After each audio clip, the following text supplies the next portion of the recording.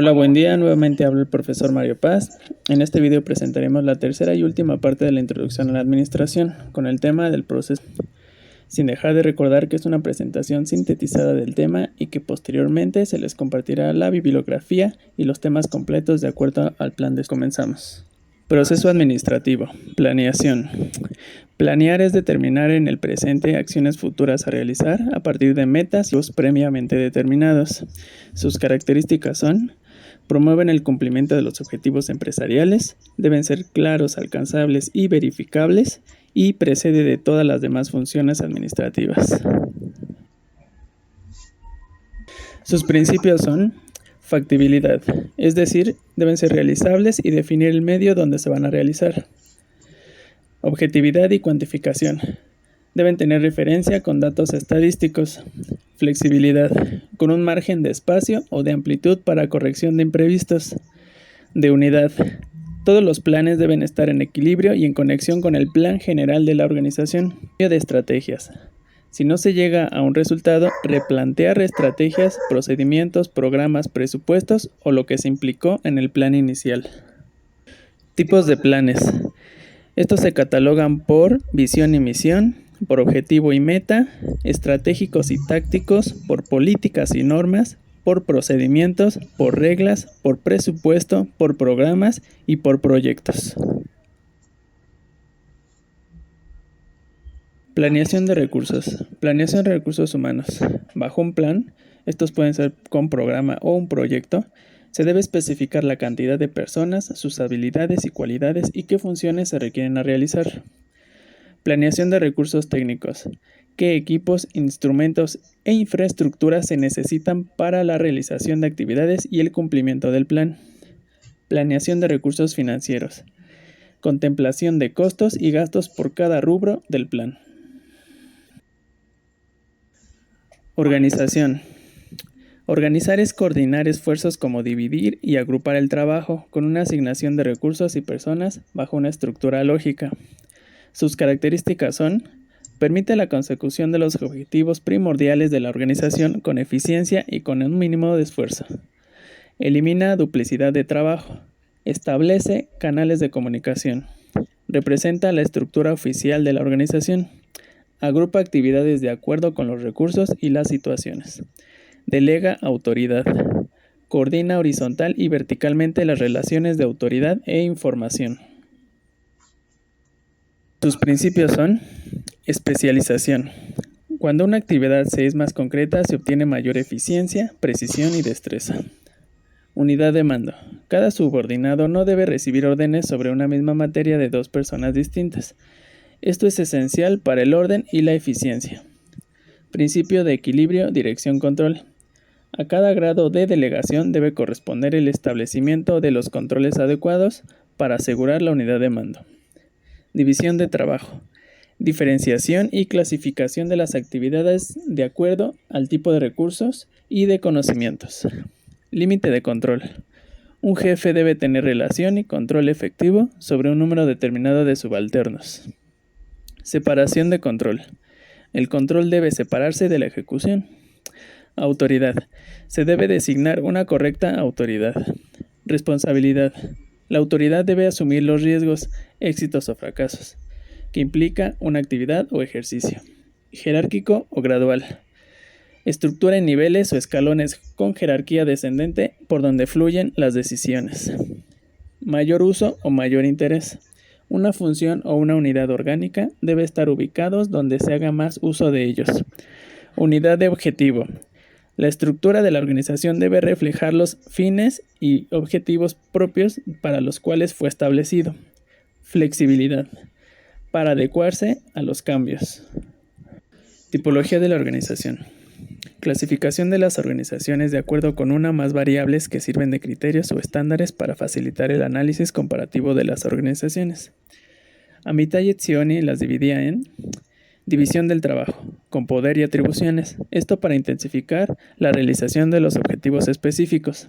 Centro de poder, esfuerzos combinados de la organización dirigidos a sus objetivos. Sustitución del personal.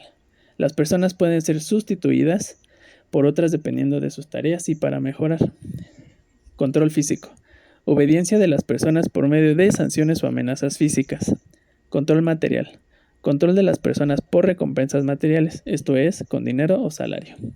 Control normativo, por medio de valores normativos, esto es, con estigma o prestigio, y sociales, con amor y aceptación. Ideología de la organización por ética o moral. Coercitivas, utilización del poder o la fuerza, basados en premios o castigos. Utilitarias. Su base principal es la remuneración. Su poder se basa en los incentivos económicos. Normativa. Se basa en el control moral como influencia. Se basa sobre objetivos y métodos de la organización. También Peter Blow y Richard Scott catalogaban a la organización con asociaciones de beneficios mutuos, esto es, los propios miembros de la organización son los beneficiados, como las asociaciones y cooperativas. Organizaciones de intereses comerciales, accionistas o propietarios son los principales beneficiados de la organización, como son las sociedades. Y las organizaciones de Estado, el público o las personas en general son los beneficiados. Como ejemplo están las instituciones. Organigramas. Los organigramas son una representación gráfica de la estructura de una organización, con base en autoridad, supervisión, funciones y relaciones. Se clasifican por presentación, que son verticales, unidades escalonadas de arriba hacia abajo de acuerdo con su nivel jerárquico. Pueden ser también horizontales, unidades representadas de izquierda a derecha con nivel jerárquico por medio de columnas. Circular, representa su nivel jerárquico del centro hacia afuera. La autoridad máxima está centrada. Mixtos, su representación es de dos o más tipos de organigramas. Pueden ser verticales, horizontales o circulares. Se usa cuando se tiene un alto volumen de personal y complejidad de puestos. De bloque, organigrama vertical con un número mayor de unidades representadas por bloques horizontales en espacios reducidos. Naturaleza. Estos son microadministrativos, donde solo es una organización. Macroadministrativos, donde se encuentran dos o más organizaciones. Y mesoadministrativos, donde es solo un sector administrativo. Por su ámbito, estos son generales, donde existe una información general de los puestos. Específicos, representa solo un área administrativa de la organización. Por su contenido, estos son integrales. Todas las unidades que representa son el total de la organización. Funcionales, principales funciones y su relación con otras dentro de la organización. Por puestos, plazas o unidades.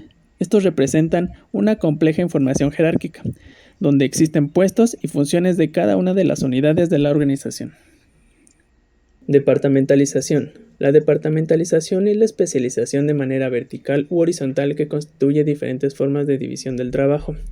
Estos son verticales, división del trabajo en términos de autoridad y responsabilidad, con aumento de niveles jerárquicos, crecimiento escalar en un organigrama. Horizontales, mayor especialización en un mismo nivel jerárquico, con especialización en actividades y conocimiento, lo que mejora la calidad del trabajo.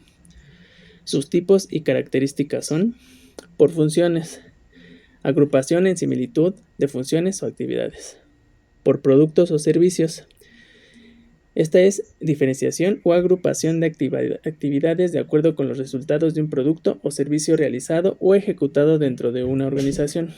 Por ubicación geográfica, esto es departamentalización territorial o regional. Diferenciación o agrupación de las actividades de acuerdo con la ubicación del trabajo. Estas son las organizaciones cuyo mercado es extenso y se deba cubrir un territorio de acuerdo a sus intereses. Por clientela, se basa en las características de los clientes, esto es, edad, sexo, nivel socioeconómico, tipo de consumidor, etc. La organización se divide por unidades de trabajo para que cada uno pueda servir a un diferente cliente. Por proceso, también por etapas o por equipos. La organización diferencia o agrupa las secuencias de un proceso productivo u operacional. Se utiliza con más frecuencia en los niveles operacionales o de producción que da como resultado un producto. Estos son las organizaciones industriales. Por proyectos, diferencia o agrupa las actividades de acuerdo a las salidas o resultados de uno o varios proyectos organizacionales. Se utiliza más como estrategia para proponer o construir un propósito organizacional. Manuales administrativos.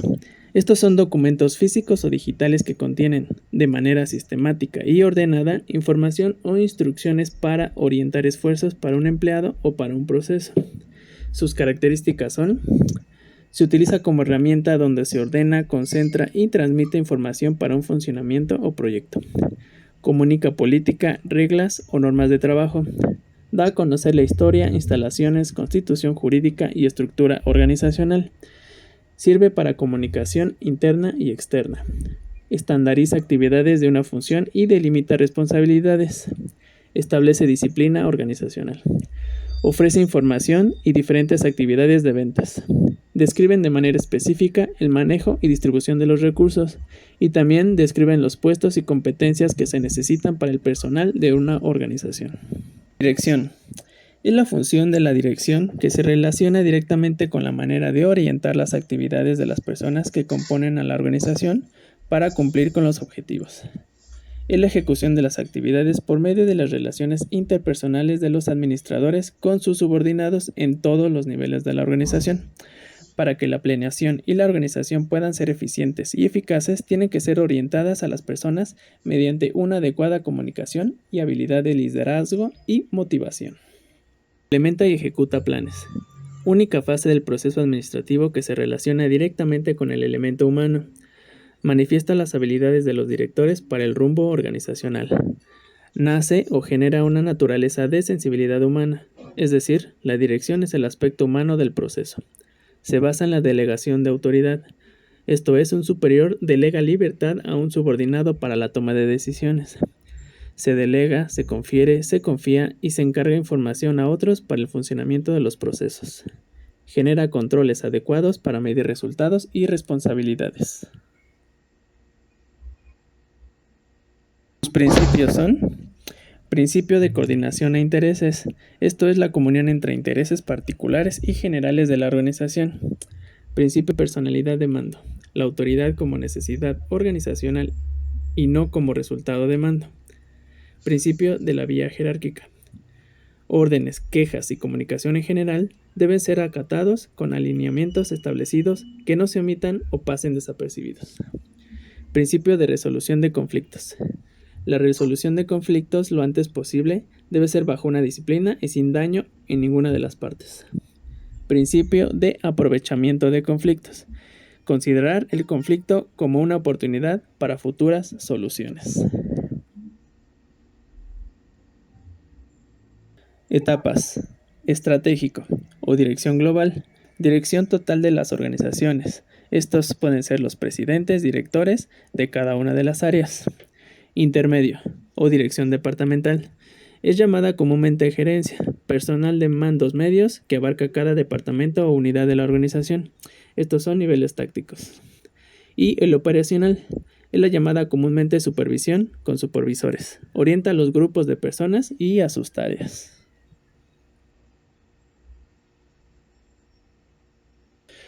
Liderazgo. El liderazgo es la influencia interpersonal que dirige, motiva, orienta, capacita y aconseja a las personas. Estos se ejercen en una situación dirigida por medio del proceso de la comunicación humana para la consecución de un determinado objetivo. Motivación. La motivación se refiere a las fuerzas dentro de cada persona que la conduce hacia un determinado comportamiento. Los primeros estudios de la motivación humana formalizaron la noción del ciclo motivacional en cuanto a satisfacción, frustración y compensación. Así, se desarrolló la noción de objetivos individuales y su influencia en la moral y la actitud de las personas y grupos. Comunicación. Es el intercambio de información entre personas. Es un proceso fundamental de experiencia humana y organización social. Se requiere de un código para enviar un mensaje en forma de señal a través de un determinado canal para que un receptor las codifique e interprete un significado. Esto garantiza la participación de las personas en solución de problemas, incentiva la confianza y franqueza entre personas y grupos, proporciona información y explicación en el desempeño de las tareas y adopta actitudes necesarias para que promuevan la motivación, la cooperación y la satisfacción. Autoridad y mando. La autoridad es el poder legítimo que proviene de una persona dentro de un cargo en una organización. El mando es el poder para que otros ejecuten o dejen de ejecutar una actividad o tarea orientada a la consecución de los objetivos. La autoridad descansa en los cargos y no en las personas. La autoridad es aceptada por los subordinados y también la autoridad fluye hacia abajo en una jerarquía vertical. Supervisión. La supervisión es la función de dirección ejercida en el nivel operacional de una organización. La especialización de un operario debe estar acompañada por la especialización del supervisor. Taylor la llamaba supervisión funcional, a la existencia de diversos supervisores especializados en determinada área, con autoridad funcional, esto es, relativa solo a su especialidad, sobre los mismos subordinados. El control es la función administrativa que sigue la planeación, organización y dirección. Sirve para garantizar que los resultados de lo que se planeó, organizó y dirigió se ajusten a los objetivos fijados. Sus características son: el control como función restrictiva y coercitiva con el fin de limitar desvíos indeseables y el comportamiento no aceptado. El control como sistema automático de regulación con el fin de mantener un grado constante de flujo o un sistema de funcionamiento. Comprueba si la actividad controlada consigue o no los objetivos o los resultados esperados. Es un proceso que guía a la actividad ejecutada hacia un fin determinado.